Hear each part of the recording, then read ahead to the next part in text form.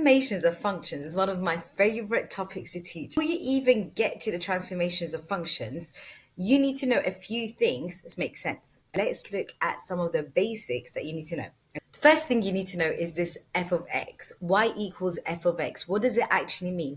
So y equals f of x just represents some kind of graph, okay? The reason why we use it is because we're kind of lazy. If we had an equation that was y equals x cubed plus 3x plus 2, and then I wanted to change it, so this is some kind of like cubic. I wanted to change it. I wanted to move the x's to the right or to the left. I don't want to have to rewrite that whole equation again, because if I had to move it, let's say 2 steps to the left, it's going to look something like this: x plus 2 all cubed plus 3x plus 2 plus 2. Do you get it? So all my x's are going to change. So instead of doing all of that, we use f of x, because if this was my original and I wanted all my x's to move, I will just say draw y equals f of x plus 2, for example. Okay, so I'm not having to rewrite the whole thing. So if you see f of x, that just basically means it's a name for that equation. Okay. Now, the second thing I want you to know is sometimes it will say f of x equals, which is also the same as y equals, or sometimes they might just say g of x equals. So let's say they said f of x equals x brackets x plus 2 all squared, and they've got g of x equals x cubed plus 2x plus 5, for example. The reason why one of them is f of x and the other one is g of x is just because they're different graphs with different names. Because if I were to say f of x and g of x in the same question, I'm talking about two different graphs, right? So I need to label them in a different way. So it doesn't matter what it says. It just means that one of them is called f of x and the other one is a second one called g of x. Now, the other thing that I want you to know is, if you go back to that topic of f of x, a function of x. So if you had something like of x equals x cubed plus 2x plus 5. If I were to change something, f of x plus 1, I kind of did it at the front, it means that all my x's over here are changes to x plus 1, okay? So what does that mean? If I was going to write it out, it would look something like this. All my x's will change to x plus 1. So instead of x cubed, it will be x plus 1 cubed plus 2, and then that x, instead of x, we're going to write x plus 1, and then plus 5, I just write plus 5. Okay, so it goes back to that topic of functions. If it's changed on the inside, if they're changing x, that means that every single x value has changed. Okay, this will come in handy at some point. Pink for this. And the final one, which was in the video about sketching graphs, and it's such a good tip for anything to do with your maths questions.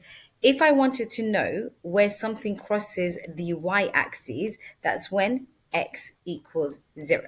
So if I put x equals 0 in any equation, it'll tell me where it crosses the y-axis. So if I would look here at this one, if x is 0, it'll be 0 cubed plus 2 times 0 plus 5, so 5.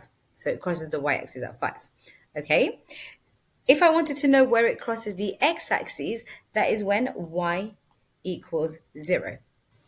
So let's say, for example, I've got an equation that says f of x equals x plus 3 and x minus 2, x minus 5. Where would it cross my x-axis? When y equals 0, and y is exactly the same as f of x. So it will be at minus 3 and 2 and 5. Okay, that's all in the sketching video. Now let's get into the whole idea of transformations of functions. You need to know two things. If it's on the outside, it affects y. If it's on the inside, it affects x in the opposite direction. So what are these transformations that we're talking about? We've got three general transformations. What are the kind of transformations that can happen? What are the kind of changes that can happen? Either the graph can move up, down, left or right, or the graph could be stretched or shrunk this way on the y, or stretched and shrunk on the x, or the final one could be a reflection. It could flip this way or it could flip that way. Okay, so how do we know which one to do? With translation, if I'm moving up and down, left or right, I'm either adding or I'm subtracting. Okay, so with translation, you're going to have add and subtract. And keep in mind that if it's on the outside, it affects Y. If it's on the inside, it affects X in the opposite direction. So let's do a few examples of the translation so you can see what this outside inside kind of business is. So if I look at this one with the plus three is happening on the outside. So it's affecting my Y, which means that my graph is going to all move up 3 steps. So instead of it being at 0, it's going to go up to 3. Okay. Instead of the maximum point being at 3, it's going to go up 3. So it's going to be at 6. So this point is going to shift up there to 6. Okay, this one over here, this point, the minimum over there, instead of it being at 1, the Y is going to move up 3 till 4. So let's say it goes somewhere over there where this is 4. And then we draw it in. So the whole graph just moved up. Did the X change? No, what they will ask you to do is to write down the coordinates. And where it crosses the Y-axis is something else that they'll ask you, would be 0, 3. It's the same exact idea. If it was f of x minus 2, what's going to happen? It's going to go down. Let's do the other ones quite quickly. So if it's minus 2, it's going to go down 2. So instead of it being at 0, it's going to go down to minus 2. Instead of it being at 3, it's going to go to 1. Instead of it being at 1, it's going to go down to minus 1. So let's draw this graph. It'll be that one in green. Okay, plus 2 is on the inside, so it's affecting the X, but in the opposite direction. So rather than going to the right 2, it's going to go to the left 2. It's at 0. When it goes 2 to the left, it's going to be at minus 2. The maximum point is at 2 and 3. When it goes to the left 2, it's going to go up to 0. The 4, when it goes to the left 2, is going to be at 2. So let's draw that in. And it will look something like that. So the graph's just been shifted to the side. The coordinates of the maximum and the minimum. Let's do this one over here. X minus 3. So it's on the inside, it's affecting X, but in the opposite direction. So it's going to go 3 to the right. So the 0 will move 3 to the right. It will be somewhere over there. My 2 will move 3 to the right. So it will be where 5 is. My 4 will move 3 to the right, so it'll be where 7 is. Let's draw that. Okay, not the nicest drawing, but you get the gist of it. Okay, now let's look at a stretch or a shrink. So when it's translation, there was something that was being added or subtracted from it. When it's a stretch or a shrink, it's some kind of multiples, either being times, it's being times by something or divided by something. Okay, and it kind of makes sense because you're doubling it up, which means you're stretching it, right? So it's either going to be, why is it not working? So it's either going to be multiplied or divided. So the way it would look is something like this. If I had y equals 2f of x, it's on the outside, so it's affecting my y. So all my y values will be multiplied by 2. So if I look here, the 0 is going to be times 2, which is going to be 0, so it will stay the same place. If I look at this maximum point over here, my y value is going to be times by 2, which means that the 3 over here is going to be doubled. So it will go up here to 6. So this coordinate will now be 2, 6. Okay, did my x change? No, my x was the same. It just says f of x. Now, what about this one? 4 and 1. The 1 becomes doubled because that's my y. It affects my y.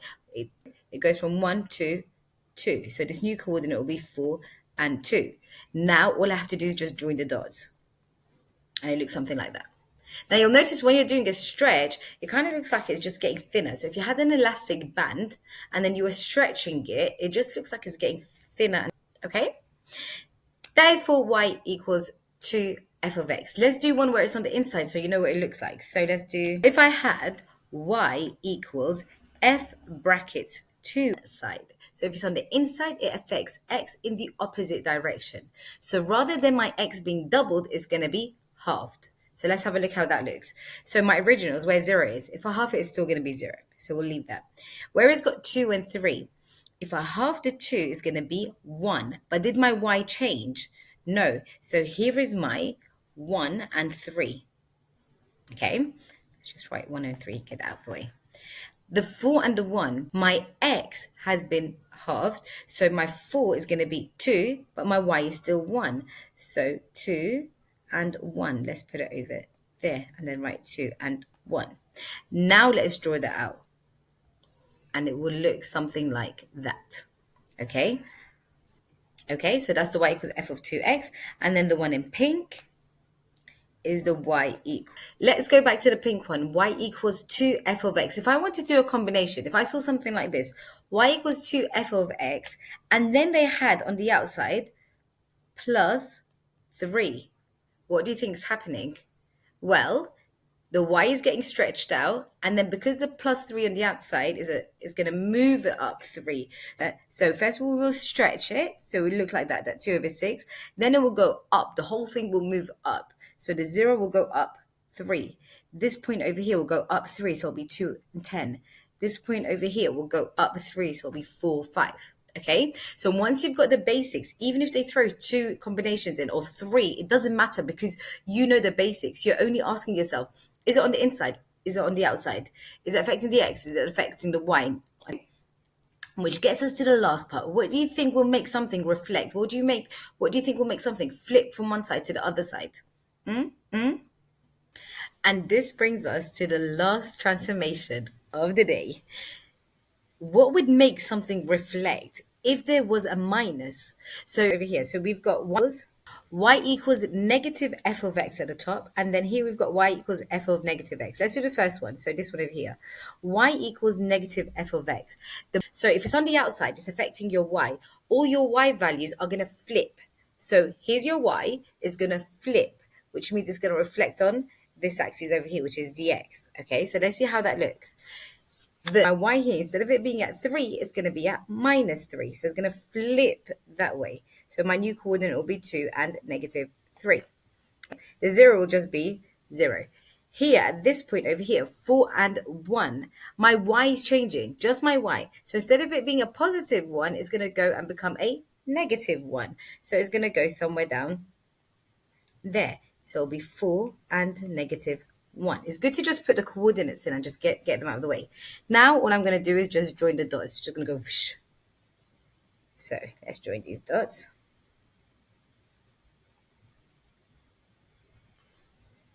Okay, so notice when it's on the outside, it flips over that way. Some people kind of think, oh, does it do it over the x-axis or the y-axis? Forget all of that. Just see what makes sense. Now I'm going to do the other one on the same graph because I can't bother to change it. So let's do that in a different pen. Let's do it in red. Y equals f of negative x, and the minus is on the inside. So think about this. All my x values are going to flip sides. So my positive x's will flip and become negative. My negative x's will flip and they'll become positive. So what's happening? It's reflecting about the y-axis. They're going to flip to the other side. Okay, if I didn't want to think, I'm just going to look at the x's and change their signs. So 0, 0 will stay the same. The 2 and the 3, my 2 will become a negative 2. So let's move it over to the other side and put it somewhere over there. So that's going to be negative 2 and 3 because my y didn't change. The 4 and the 1, my 4 is going to turn and become minus 4. So let's put it over there. Minus 4 and a 1. Now, let's redraw that. Just imagine there's a mirror and the mirror is on the y-axis. It will look something like this. Okay, kind of looks kind of pretty, right? So the x is flipped over onto the other side. Again, you can get combinations. So you can get something like this, y equals f brackets minus x, and then have plus 2. What's going to happen? After you flip it, all of this is going to go up 2. Okay, so that's just the general idea. Any transformation you get after this, you're just going to apply the same thing. Is it on the inside? Is it on the outside? If it's being added or subtracted, it's a translation. It's going up and down, left or right. If it's being multiplied by a number or halved or whatever, something to do with times, it's going to be stretched. Either the y is going to be stretched or the x is going to be stretched in the opposite direction. If it's a minus, that minus means there's going to be a reflection. So either it's going to flip over to the other side or it's going to flip from the top to the bottom. Okay, so that's the general stuff related to anything to do with transformations of functions. Now, in the previous video, I showed you how to sketch any kind of graph in the whole entire world. I mean, kind of. So, how to sketch a graph. Now, the questions in the exams usually, part A will tell you sketch these graphs, and then part B will say do this transformation to the graph. Okay, so what you want to do is you want to be able to get both skills, because if you've got a 13-mark question, you can guarantee yourself those 13 marks just by answering those two questions. So in a separate video, I'm going to do exam questions that combine both of them. But I would encourage you to go and look at how to sketch a graph, this video or whatever video you feel comfortable watching. But make sure that you do learn how to sketch graphs, because it will come up in a question that looks like this. And hopefully you've got an understanding of transformations of functions. Next video will be exam questions just on transformations of functions. So a bit of practice. There's a lot of websites where you can get exam questions and answer them, do them, make the mistakes, check them. So good luck with everything. I hope that was helpful. Bye.